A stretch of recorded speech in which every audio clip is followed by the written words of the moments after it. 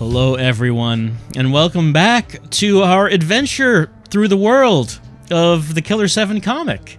This is the actual issue 1 that we're looking at this time, where the story, but is surely going to be a long-running story, begins. We looked at the promo comic last time, issue 0 and 1/2, and those issues contain the events of Angel, in which their interpretation of it was you have a guy walking up the stairs of a building and shooting some Heaven Smiles, and that was about it.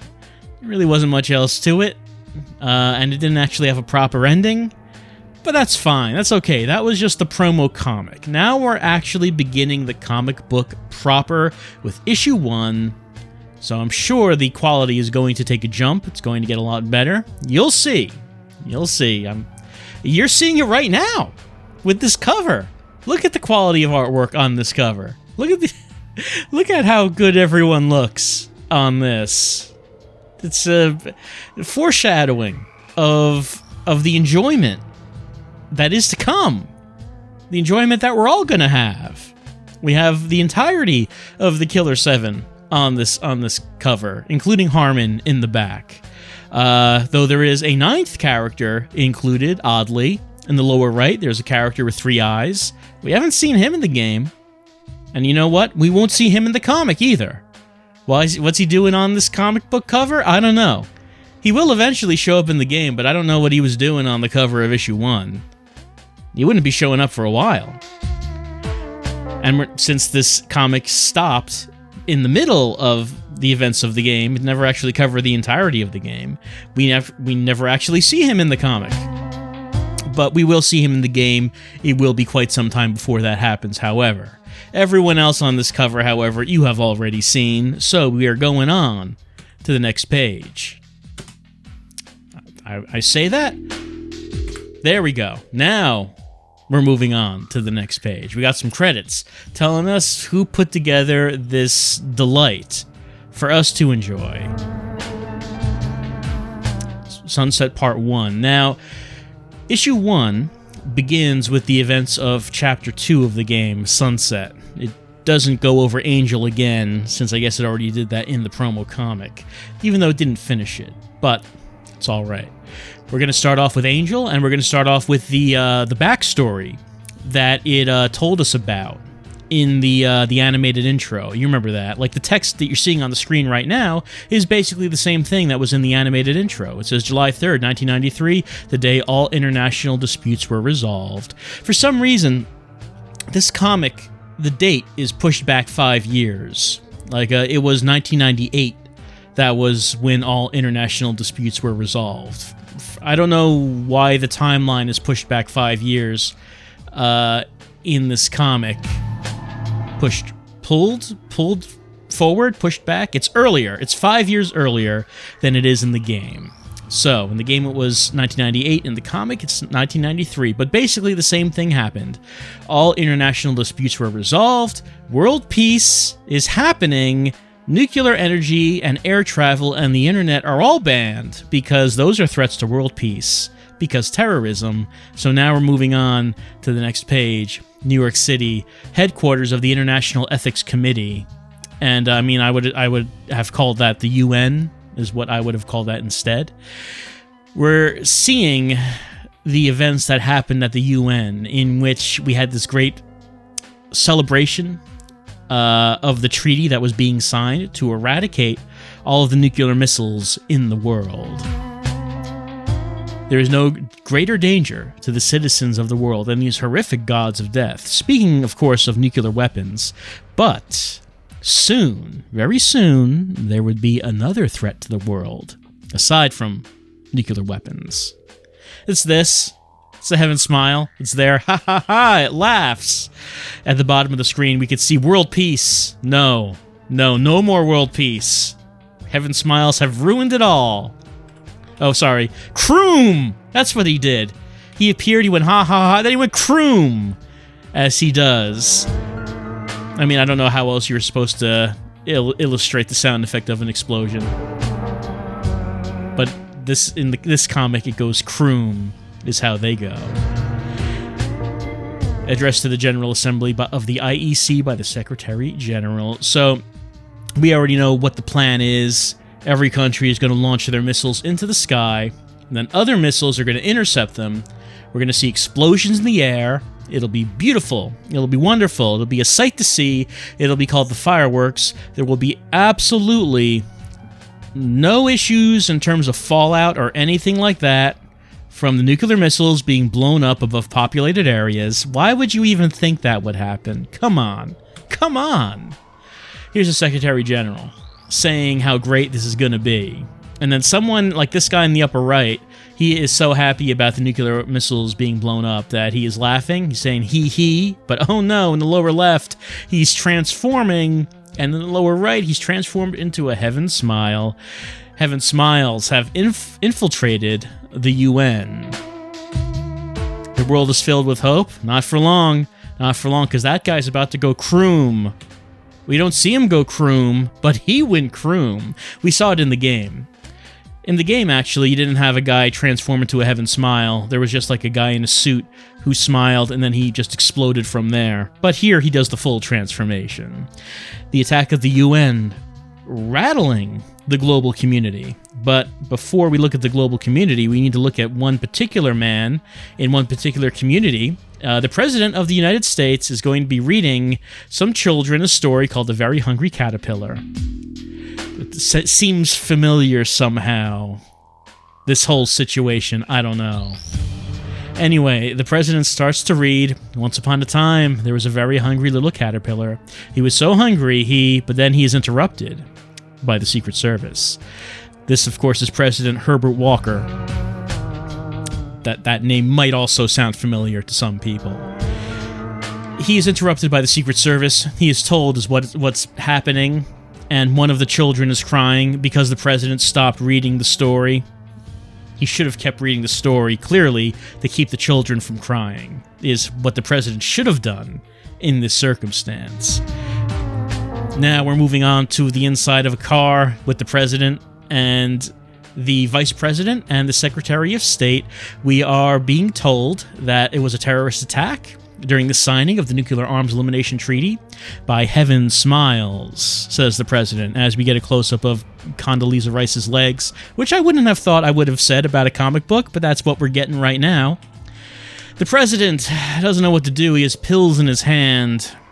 The Vice President is saying that the media is under control. But the Secretary General was killed in a blast. So was the U.S. Ambassador, and so was most of the Russian delegates. It's not a good thing. They have to figure out what they're doing here. Who's the enemy? Who's sending these Heaven Smiles? And, I'm sorry. It's not Condoleezza Rice. It's Secretary of State Consuela White. Consuela is saying that the Heaven Smile was a junior member of the U.S. delegation. Heaven Smiles infiltrating the United States. The Vice President says that this might be the work of the Japanese, the Rising Wind. Now, Rising Wind is not a name that we actually see in the game, but it is the name that's used in this comic to describe the political party that the Heaven Smiles perhaps are coming from. I guess that's just a made-up name, though, because I don't remember that ever coming up in the game. The President's frustrated. Japan's our ally. What do we do? Why would Japan be attacking us? Can we take public action against Japan? Well, Consuela and Richard know a guy. They know someone who maybe can take care of this. The Smith Syndicate go by codename Killer7. They're going to hire them. They're going to talk to Christopher Mills to hire the Killer7 for a job. The President says, okay, bring Mills to the White House. And this is the prologue to Chapter 2, Sunset, because after this, Mills is at the overpass as he watches the traffic go by, including an Umbrella Corporation truck, but they don't have anything to do with this story. They're just there. Mills is waiting at the overpass. Garcian appears. I'm not entirely sure what's going on in that panel to the left. Oh, okay, I see. Garcian's leaning against the guardrail.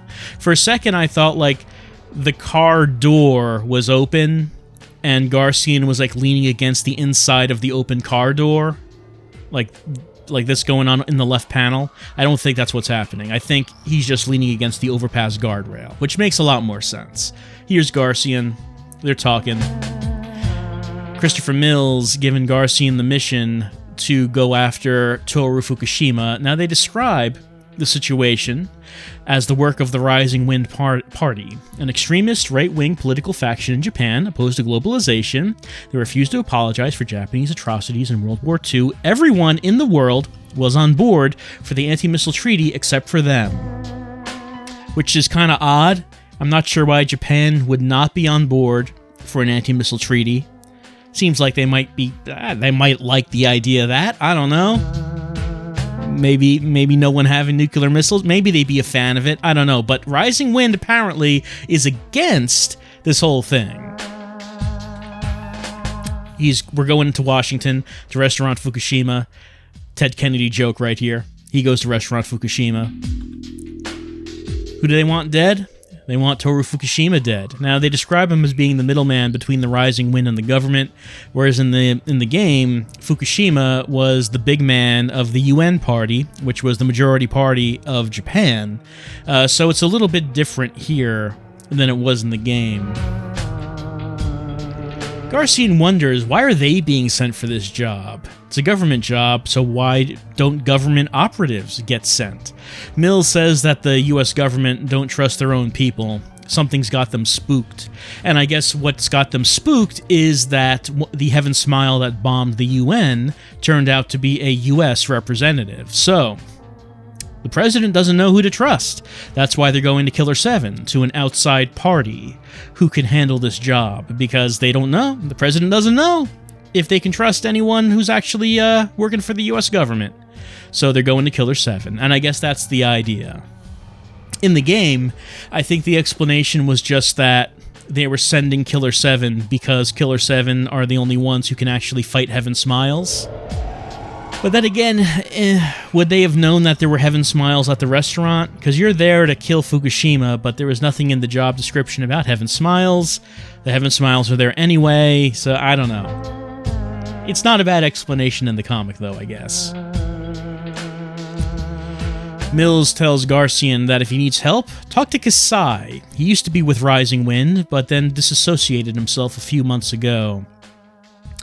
And apparently what we're being told here is that we're getting paid $25 million to kill Fukushima. I don't think it's ever said in the game how much we're getting paid for these jobs, but as we can see here, it's quite a lot of money.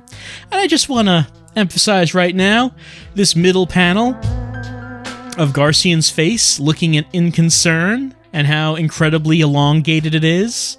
Just look at the length of his nose. How vertical his nose is, just how thin and tall the whole face is. And I'm not sure what they were going for there. I'm not sure I don't know. I'm just staring at it, and whatever it was they were going for there, I don't think it's working with me. But Garcian looks on in concern and then agrees to the job. He says he'll do it. Now, we go to Garcian's trailer house, and when we look at this from the outside, you wonder how all those rooms fit in there. Like you have the main room of the trailer house, which makes sense, but then there's like a hallway going off to the side, and in that hallway is Harmon's room, and then there are the two locked doors. How would you actually get that in a trailer house?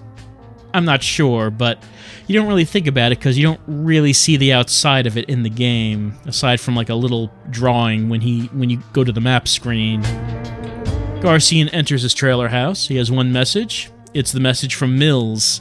Mills is the one who is giving us those phone calls saying to let the Republic Party make the most of your vote. So I guess that Mills left us this message, which was our clue for Garcian to go to the overpass to talk to Mills, and he's just deleting the message now. He walks into Harmon's room, where Samantha is abusing Harmon, as she will do. She's angry, because she has to be at class, and she is late. Garcian turns off the lights. And then Harmon's awake, and Samantha is a maid, and now we're going to talk to Harmon. This goes much the way as it does in the game. Harmon says that an old friend is trying to destroy a country. He already knows what the message is. Garcian tells him that we're hired to kill a man named Toru Fukushima. Harmon says, okay. Nothing could stop the events that have been set into motion, so they're going to be heading to Washington, D.C., and to restaurant Fukushima. The lights get turned back on, and Samantha's wearing this, which doesn't really wear that in the game. It's a little bit more modest than that, I think. Garcian pays Samantha, and she leaves to go to class. Mwah. Now, we've headed to Washington, D.C. We're at Restaurant Fukushima.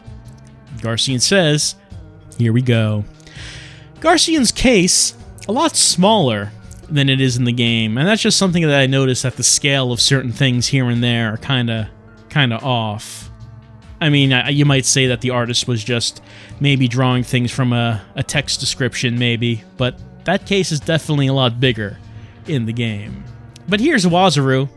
He's appearing. He did not appear in the promo comic, but he is appearing here. And I like that he does not appear as a ghost. He's like a completely opaque person. So as far as this comic book goes, Iwazaru is just this guy who drops down on a bungee cord to talk to Garcian. He's not a ghost. He's not drawn as a ghost. So he's even weirder in the comic than he is in the game. Iwazaru mentions that we're in a tight spot because there are 2 other assassins here at the restaurant. One has been sent here to kill Fukushima. Of course, we know that's Julia. And the other has been sent to protect him, which would be Jean. In the game, they didn't say that he was sent there to protect Fukushima. They didn't actually say why he was sent there. Iwazaru advises us not to get in their way, but hey, we've come here to kill Fukushima. We're probably going to have to get in their way. In the name of Harmon, and Iwazaru just shoots straight back up on his bungee cord. And the comic does not do anything to explain that. I mean, neither does the game. Oh, the game kind of does when you talk to him more. Like when you talk to him in Harmon's room and you get tips and you find out that he's dead and he was killed by the Killer7 and he serves them now. There's at least some kind of explanation, but I do like how in the comic, he is not a ghost. He's just a guy on a bungee cord who comes down to talk to Garcian. Garcian knocks on the door. And here's Julia, who's drawn a little bit differently than, let's say, than she was in the game. We're told she's telling Fukushima that there's someone outside with a gun who wants to come in. So Fukushima says, all right, let the man in. But then, unexpected man, also wearing a white suit, but a different man, and then was seen through the hole. It's what happened to the man standing, says Julia. She doesn't know, but Mask chachaks. It's serious time when he chachaks. And Julia runs away before he can boom. Mask walks into the restaurant. The 3 men who greet him appear.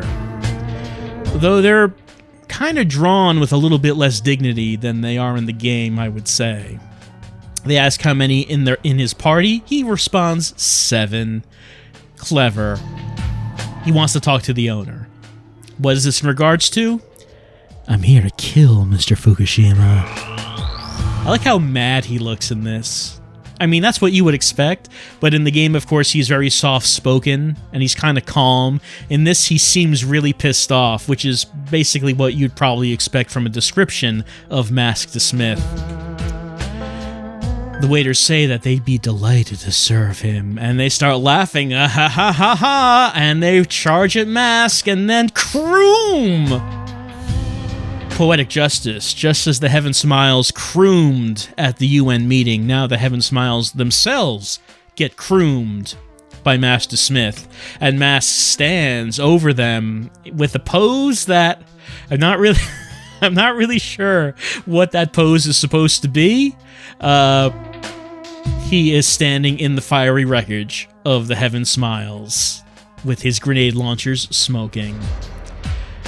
To be continued. And that's it for issue 1 of Killer7. Coming in March, issue 2, Master Smith wrestling with some Heaven Smiles. I mean, and Julia's standing there in the background. You know, I'm just going to say I know I'm nitpicking. I don't know why a Heaven Smile would bother to headlock Mask. You'd think all these guys would just blow up upon grabbing him. But we're going to ignore that. What we're going to say is that was it for issue 1 of Killer 7, covering the initial events of Sunset, trying to give some description of what the Heaven Smile menace is all about, what the state of the world is, and why the government is hiring Killer 7 in order to assassinate this high-ranking Japanese official in Washington, D.C. It does a fair job of actually explaining, like, the broad strokes and all. But like I said with the promo comic, I just think it doesn't capture any of the actual style or charm of the game. Like, this is like the same kind of story of the game and the same kind of characters, but just told in a really ham-fisted way. And it seems a lot worse than it does in the game. But again, probably maybe the reason I feel that way is because I like the game a whole lot, and I think I just shake my head constantly as I read through this comic. Maybe someone who was not familiar with the game or wasn't such a fan of the game, maybe they would like the comic more. I don't know about that, but I think maybe the fact that I like the game so much is a big reason why I don't like the comic. But we're going to continue on reading through this comic. We're going to go on to issue 2 as Master Smith continues blowing up his way. He continues crooming his way through the restaurant Fukushima to reach Toru Fukushima. What's going to happen? We already know what's going to happen. We already played through that part of the game. You see Julia in the background. You know what Julia does when we reach Mr. Fukushima. So, we'll look forward to seeing that in comic book form. I'll see you for that another time with issue 2 of Killer 7, the comic.